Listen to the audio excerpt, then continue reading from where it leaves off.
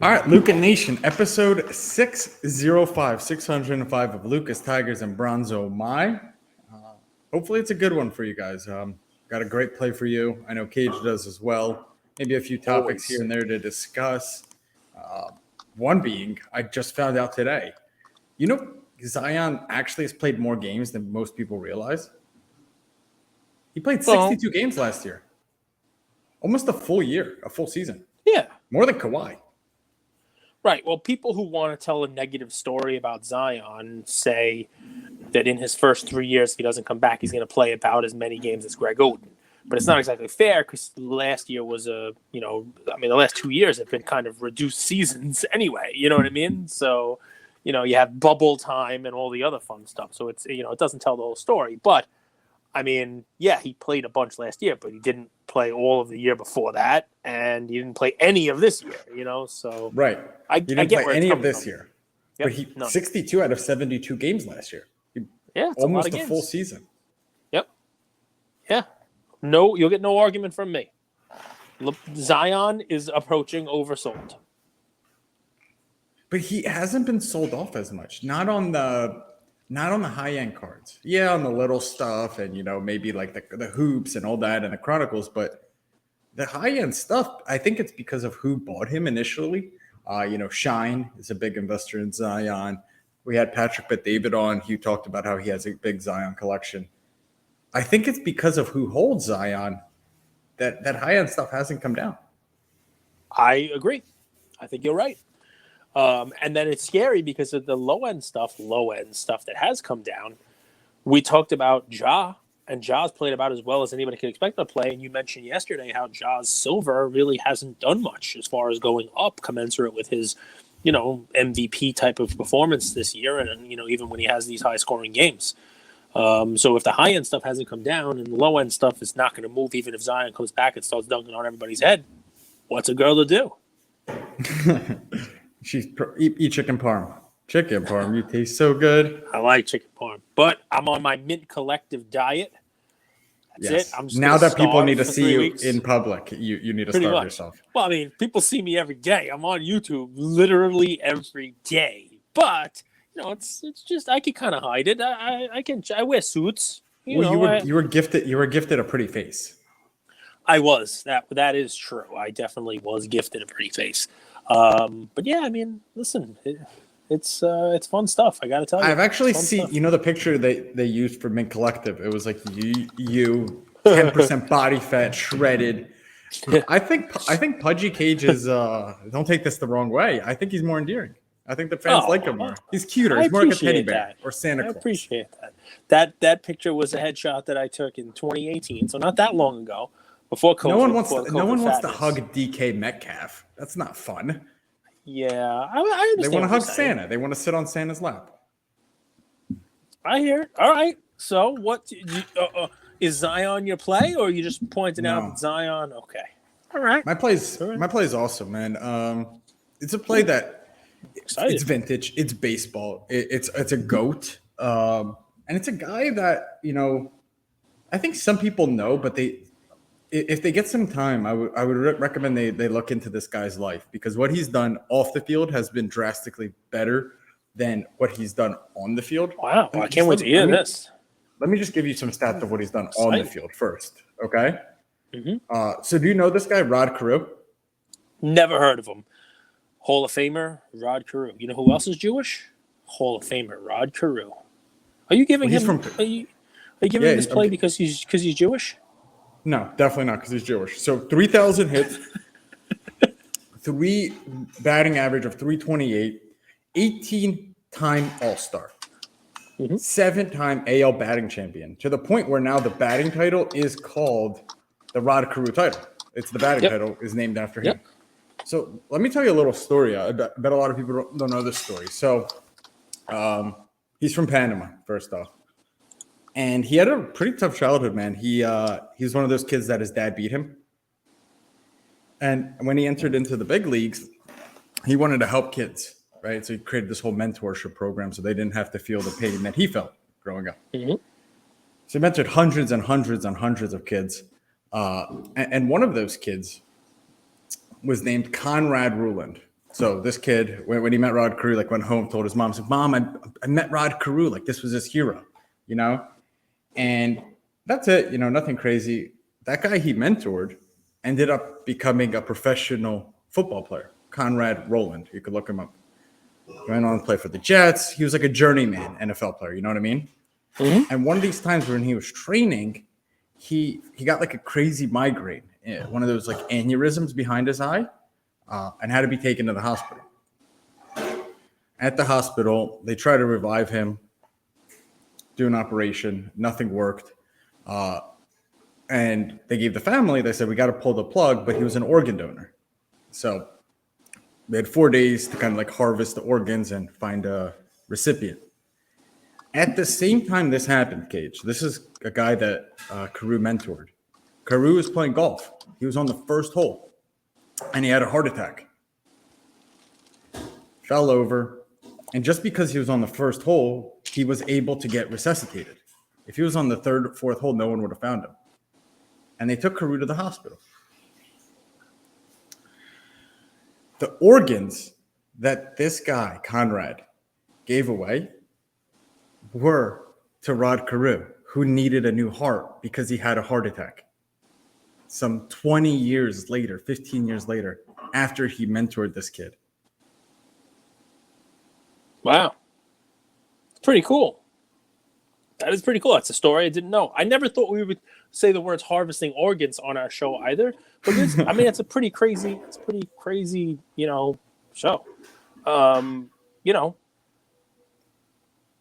nuts, right? Simpson. OJ Simpson. Not a Jew. But guess who is? Hall of Famer Rod Carew. Dude, but we always talk about vintage baseball going up in cards. We talk about goats of the game. But this guy's legacy, man, and even if we take that aside, go and read up on his daughter and what he did. His daughter was one of those young kids who had leukemia at a young age. Died at 18, right? Died at 18. And he turned this just tragedy. Like, what's worse than as a parent having to bury your kid? I mean, I can't imagine. I don't have kids, but like, and he turned that into a whole national story to raise millions and millions and millions of dollars for kids with leukemia. And not only that, his daughter at 18 had the maturity to say, Dad, this is what I want my life to be. Like, you won't save me, but maybe we could save millions of kids. So this guy who is a great of the game, who has the AL batting title named after him, is an infinitely better human being off the field than he even was on the field. So, I mean, you guys could go if you want, you're kind of feeling this kind of vibe of faith and all that stuff and, coincidences or maybe lack thereof. Search Rod Carew interview, and he does a great one with Ed Milet. So it's like an hour long. It's a really amazing interview. The interesting thing is Ed Milet, who's now a businessman, multi-millionaire, very successful guy. He also got mentored by Rod Carew. So, wow. and the card that I recommend, believe it or not, Cage, his rookie card, 1967, it has Dimitri Young on it too. So it's like one of those. That's $100,000 card in a PSA 10. But his 1968 card, I could pull it up here with an auto. Now the 10 is $15,000, but with an auto, his card is only $150. And I love this story so much. I heard it a while ago, and I wanted to share with you guys. I think getting an auto of someone like this from 1968, someone who didn't sign a lot, actually, I think it's cool for just $100 or less, maybe $150, depending on the quality and stuff. Andrew's a reader, guys. So stop it! I didn't even read the text you sent me. I'm a listener. I think it's 2020. He wrote a book, like a memoir, One Tough Out, dealing with life's curveballs or hitting life's curveballs or something like that. It's a cool little read. Also, if you want to find out more about it, listen. I saw him play in the 80s, and he was a hitting machine in the 80s. I mean, he flattened out his bat, right? That's what it was. Dude, is someone throwing silverware at you? No, is it really that loud? Is my whole story going to be ruined because of that? No, it just kind of started now. The story was great. Okay. I enjoyed that. I enjoyed that. Oh, it's not ruining anything. It makes me, Okay. it adds a little color to it, right? I mean, Rod Carew had to deal with a whole bunch of stuff in his life, and you have to deal with stuff in yours. I mean, it's a you're on similar paths. That's my cleaning lady, but it's not like the a best. typical cleaning lady. She's sweet. She sounds actually- angry. I'm going to tell you. She sounds angry like she- the silverware did something to her. Well, she cleans she cleans our old apartment, and sometimes she would come over here and say, "Hey, do you want me to cook for you guys?" And she cooks way better than she cleans even, and she cleans really well. And what I'm trying to say is she's awesome, and we've built a great relationship. It's like this, she likes us. I don't know what else to tell you. Well, listen, that works for me. I mean, it's good stuff. It definitely is. Yeah. All right. Well, I like to play, man. Rod Carew was a hell of a hitter. He was one of those guys though that was getting up there in years. When I started collecting, and he was like, you got his card. You're like, okay, I get it. He played for a long time. He was great, but I never really wanted to collect him. But yeah, I mean, legacy, all time great. Come on now, pretty awesome stuff. I'll pull up the card real quick for you guys, just so you see it. So here's one listed for 350. I saw a few others for 100. It's here you go. So 1967 is his rookie year, but here's one: Rod Carew, 1968 auto, 350 or best offer. I like it. If you have a better way to buy, I just don't think people can afford it. Well, some people can, but I don't think it's a fair play to say go for his 1967 Rod Carew PSA 10 is like a 100,000 plus card. I'm with you. I'm 100% with you. Okay, so I'm going to do a quick one for you. We'll talk about cards. We'll talk about, organic versus inorganic and the whole deal. And again, I'll shout it out there. We hope to have Card Ladder on and talk to him about, different types of collecting and all that other fun stuff. It was a pretty well listened to and watched show the last time we had Card Ladder on. But precious metal gems. Yeah, shoot. Wait, did you know we're having Card Ladder on again? No, I've been saying it a couple times. We want to have him. We want to talk to him. We want to have him on. No, so guys, it's going to be official. We're just scheduling it now. So Card Ladder came out with a few new updates. So we're going to have Josh and Chris on. We're just scheduling. It's probably going to be next Tuesday or Thursday. Can we invite Christina? People don't realize what an integral part of the team Christina is. Well, and I'm everybody's like, going oh, back it's and forth with Christina. So okay, good. She's invited, but Christina's always invited. But her and I are scheduling this right now. It's actually going to be a live. So I'm asking our community, all you Card Ladder users, that's a good live to be on because we want. I've been using Card Ladder a lot. I've been pulling it up and sharing the screen, but we want you guys also, like the ones that use Card Ladder a lot, come on and ask your questions, right? Because they're releasing Card Ladder 2.0, and we want this to be valuable for everyone listening. So, sorry, Kate. Okay, so precious metal gems. Which, to cut you off again, it's all right. Do the 1996 Kobe Precious Metal Gem, and the Fleer one. And the metal universe and the precious metal universe. Mm-hmm. I hate that they did it like that because it's hard to tell the difference between the two. They look identical, like five guys cards. I could pull it up. They're auctioning off a PSA 10. It says precious metal on the PSA slab, but it looks identical to the base card. Yes, I hear you. So, what is it about the PMGs, especially that first year, that makes cards worth so much money that a Kobe is worth $2 million? It's sort of like the conversation you have with me about NFTs. What makes NFTs worth money? The utility, the art, the community. Okay, well, PMGs. Let's talk about that first set. You're going to bring up a different one now? Oh, there you go. Yep, says precious metal on there. It doesn't say precious metal gem. So, all right, so you're telling people to stay away from that one? Go ahead. I'm not. I'm just saying if you guys look at the base version of this card, it's the 1996 Fleer metal. It looks identical to the precious metal. And I even commented here. I said, the set confuses me. The precious metal and the base look identical. It's probably one of those where you need to hold it in hand to tell the difference. But I apologize. I don't want to hijack. No, you're doing fine. So what do you think it is that makes it? Is it the fact that there's only 100 of them? Is it the art? Is it that great art? Because we hear those are the two lines we hear all the time, right? That it's sick art and it's limited to only 100, right? People say that card is beautiful in hand. So Beautiful as someone in hand. who's never held that card in hand, it's hard to say. It is cool. It is cool. It's like nothing else. There is also that. There's nothing that you could compare that card to. Okay. And especially so, when that was released, Cage, that was Yep. just the beginning of the whole refractor era. So there's not even, so unique. It was so one of a about kind. 5 years into it. I mean, Chrome was out already the year before it, and refractors, the finest refractors are out from 92, 93. But if we're going to go by the premise that those cards are worth money because they are limited and because of what they look like, that would carry through that it's not just because they're new that it's 96. It would carry through to what we're seeing with the Marvel stuff, right? Those are from 2013, 2015, 2017 Marvel retro products. But it's the same look, the same precious metal gems, limited, some out of 50, some out of 100, some out of 150, and they're selling for amazingly high prices.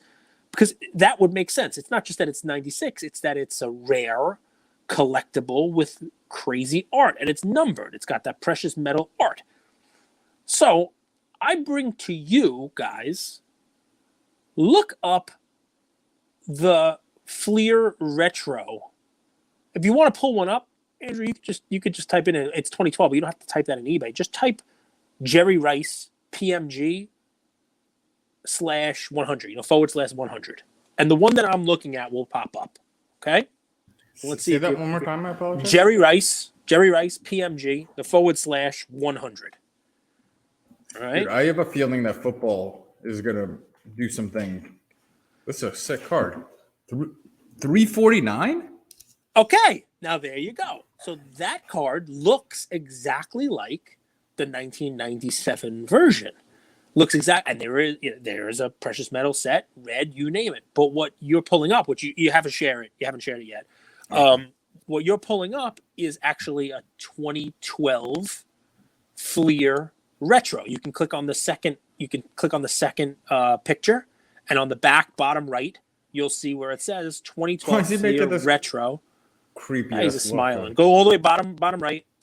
Scroll down. Yeah, see right there. It says 2012 Fleer Retro Football. Still precious metal gems. Still numbered out of 100. This particular card is 57 out of 100. With the front with exactly the same PMG design, the same red, the same crazy, lines on it and whatnot. And it's Jerry Rice, and it's $349 or best offer.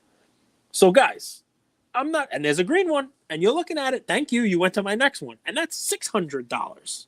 Same look, the same kind of stuff. You got a teal. That one's out of 50. It's not out of 10.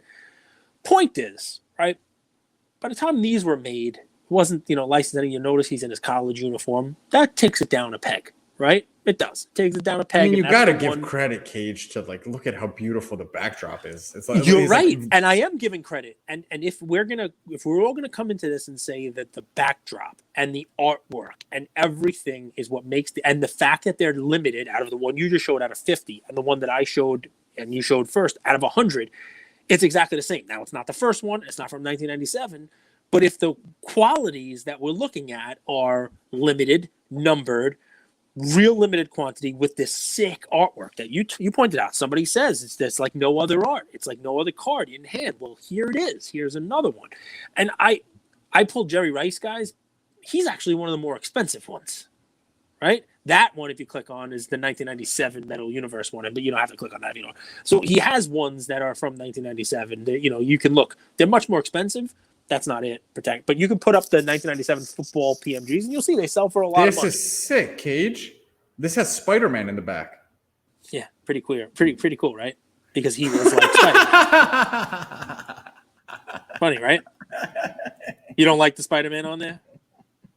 You don't like you don't like that? With pretty clear. Pretty cool. So, I mean, yeah, you can say it's that too. But, so... There's Spider-Man behind. Yeah. I mean, it is what it is. No, but I like this I'm muting. because Well, you're being a child. I can't make fun of you. I can't make fun of your, the tongue, the misspeaking anymore. But so on this one here, I like it because it has. If we're really going to believe that the precious metal gems, the look of it, the number out of 100 out of it is what makes these things such sought after collector's items that sell for thousands upon thousands of dollars. Well, guys, look up whoever you want. There's plenty of them, not just Jerry Rice. And if Jerry Rice, the greatest receiver and one of the greatest football players to ever play, is $349 or best offer, why is it that these don't sell? And I understand the reason. I understand the arguments that can be made. It's 15 years later. It's not the original set. The licensing issue is a different scenario. It's not NFL license. I get all those fun things, but it still has the same exact PMG design, the same exact look, and the same numbering out of 100. So you tell me, why is it that this one should be literally pennies on the dollar to the other ones? Maybe it shouldn't. And maybe you're listening to our podcast and are going to be able to jump on a couple of these PMGs. Because it's not that, they're old. I mean, Marvel ones that are made 5 years after this set are selling for thousands upon thousands of dollars, right? So... Dude, there's some cool ones too, like lots of them. So with hockey, there's actually in his Blackhawks jersey and a color match. So you know Patrick Kane. So I had good friends in Chicago, and they loved this Blackhawks team. Like this they were so good. So this Patrick Kane, he's one of the best players at that time. I don't know where you guys put him on, top 100, top 50, whatever. Here's a PMG red color match to his Blackhawks jersey for $1,000 or best offer. So there's that angle if you want the professional jersey. But look at this card. So this is pretty cool. This is Bill Russell in his USF jersey. Precious metal gems. Well, because of the licensing issues. But, you can go a million different ways with it, right? In the 2012 set, there are so many cool PMGs. Obviously, there's retro, there's different versions like you saw. But if you go into football, it's exactly mirroring the red one. You know who was a rookie in 2012 and who has a PMG rookie who couldn't have one in 1997 because he wasn't playing, right? Ryan Tannehill, your guy. And there it is right there. 2012 Metal Universe PMG Ryan Tannehill rookie out of 100, $225 or best offer. My guys are only the guys that are performing well. I've hopped off the Tannehill bandwagon after he threw that interception. All right. Well, listen, you can go a million different ways with it, right? My friend Drew Bledsoe, who I have a big collection of, has one. John Elway, blue out of 50 in a PSA slab, $299. Bo Jackson's in the set. You know what I mean? There's a lot of cool PMGs, they're in the college uniforms. And yes, it's a notch down. But as far as pricing goes, these things are so much cheaper, and we're all being led to believe, right? We're all being led to believe that the real reason that PMGs are just the thing is because of the artwork and because of the limited numbered cards. Okay, well, these are all limited, and these are all numbered, and they look exactly the same. So, who's in the set? 2012, Russell Wilson. Rookie. If I'm picking up on your tone, it sounds to me like that's not the only reason people are buying PMGs. If we're going to be honest, it's not just the art. Listen, I am going to stop caring about what I think, and I, like you, I'm going to start caring about what everybody else is thinking, because that seems to be the way to go, right? Don't swim upstream. Why make this thing harder than Stop pissing in the wind? I definitely don't want to piss in the wind. That would be a really stupid thing to do, especially when there's a Dan Marino out of 50 in this. He's in a Pitt uniform. There's Clyde Drexler if you want to go basketball. Guys, I'm not a huge fan of the college uniform. I'm not a fan huge of the non-licensed. But if you wanted to get a precious metal gems in your collection that looks exactly like the ones that are out there, you want a Karl Malone from 2012 retro PMG out of 50, it's $100. Who releases these? Is it Topps that owns Fleer? I think Upper Deck owns them. Gotcha. I think It's Upper hard Deck, to keep up with. Yeah, I'm pretty sure Upper Deck owns them. And they were supposed to be doing like a retro product this year also with basketball. Similar, where they'll put out jambalayas and that kind of stuff in their product. I'm pretty sure it's Upper Deck that owns the Fleer brand. But I mean, guys, just type 2012 Fleer Retro PMG, right? And they have ones that match the 97 set. They have ones that match the 1998 Universe set. They have some throwbacks. They have guys who, weren't in the original set. They have guys who, who were. And look, if you're an Alonzo Mourning or a Christian Laettner fan, there you go, So anyway, just take a look at it. I think it's cool, especially the red ones that really match up to the way that they look. You look at it at first and you're like, whoa, wait a second. How could this be so cheap? And the explanation, of course, is just like you looked at, Jerry Rice, $300. How is that possible?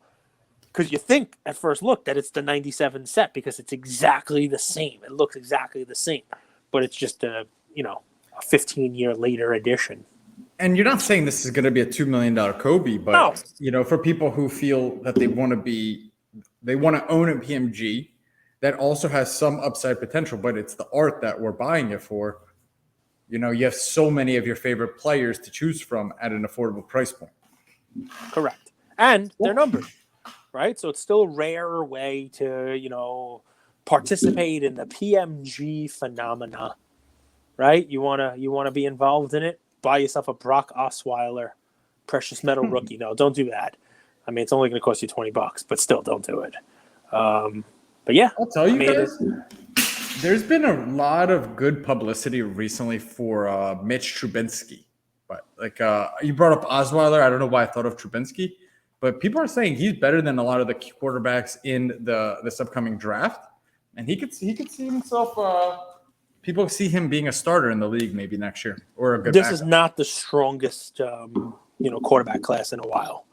I know that's 100% true. When I heard Brock Osweiler, I thought Trubinsky. No, but. Cage, I know you got to bounce. Next 2 days, you're home, so we'll let you go. It's a good episode, 30 minutes in.